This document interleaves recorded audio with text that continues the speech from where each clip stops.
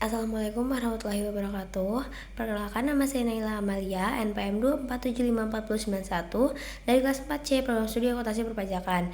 Di sini saya akan menjelaskan terkait materi akuntansi kantor cabang dan juga kantor pusat untuk memenuhi tugas mata kuliah akuntansi keuangan lanjutan.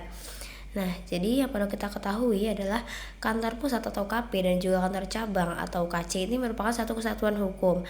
Nah, meskipun kegiatan operasional yang dilakukan di lokasinya yang berbeda, tapi cabang itu bukanlah badan hukum yang berdiri sendiri, tetapi kantor pusat tetap memiliki kendali dan juga wewenang utama atas perusahaan kantor cabang tersebut. Nah, jadi ada dua kantor cabang. Yang pertama ada dua jenis. Yang pertama ada kantor cabang dependent dan juga kantor cabang independen. Nah, kantor cabang dependen itu mempunyai sistem akuntansi yang sederhana dan juga sebagian besar pencatatannya itu dikendalikan oleh kantor pusat. Nah, sebaliknya untuk cabang independen ini tuh memiliki sistem akuntansi yang lebih lengkap sehingga kantor cabang independen dapat menyusun laporan keuangannya sendiri walaupun tetap menjadi bagian dari perusahaan induk atau perusahaan yang kantor pusat. Nah, berbeda dengan laporan keuangan konsolidasi, jadi yang menggabungkan beberapa entitas hukum, akuntansi kantor pusat dan juga akuntansi kantor cabang itu hanya menggabungkan pencatatan dari satu perusahaan yang memiliki beberapa lokasi. Nah, jadi transaksinya itu terjadi antara kantor pusat dan juga kantor cabang. Nah, ini disebut dengan transaksi internal. Nah, dalam pencatatan akuntansinya, transaksi ini disebut dengan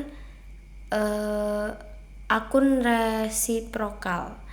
Nah, jadi di kantor pusat ini terdapat akun yang namanya investasi pada cabang. Sedangkan di kantor cabang itu terdapat akun yang namanya kantor pusat. Jadi kedua akun ini tuh harus selalu memiliki saldo yang saling mencerminkan agar data keuangannya itu tetap selalu konsisten. Nah, contoh transaksi rutin itu antara kantor pusat dan juga kantor cabang itu contohnya adalah transfer kas, pembayaran beban cabang oleh kantor pusat, dan juga pengiriman barang dagangan. Nah, pengiriman barang itu dapat dilakukan sebesar harga pokok atau menggunakan markup untuk tujuan pengendalian internal. Tapi jika menggunakan markup, itu biasanya akan muncul akun laba yang belum direalisasi karena barang tersebut itu masih berada dalam lingkungan perusahaan dan juga belum dijual kepada pihak luar.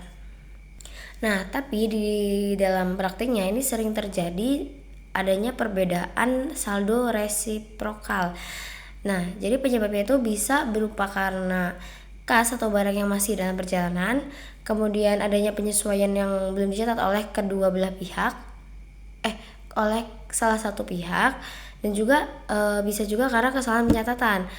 Nah, maka dari itu dilakukan yang namanya rekonsiliasi agar saldo kantor pusat dan juga kantor cabang itu kembali sama sebelum laporan keuangan itu selesai disusun.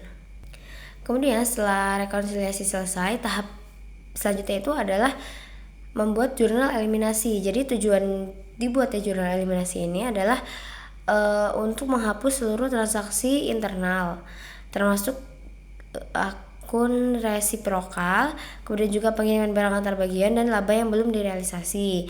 Nah, jadi laporan keuangan itu yang dihasilin ini hanya benar-benar menampilkan transaksi yang terjadi dengan pihak eksternal.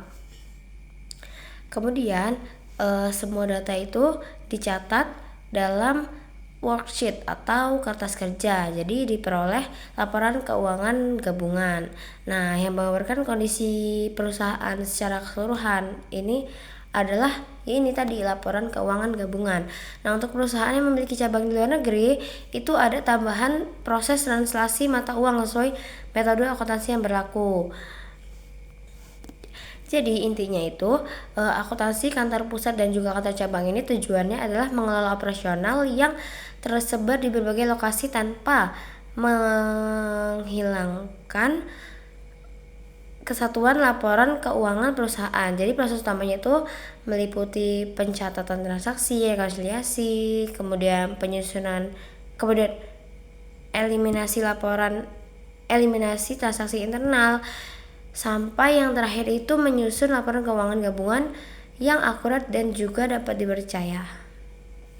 Sekian prestasi dari saya akhiri. Wassalamualaikum warahmatullahi wabarakatuh.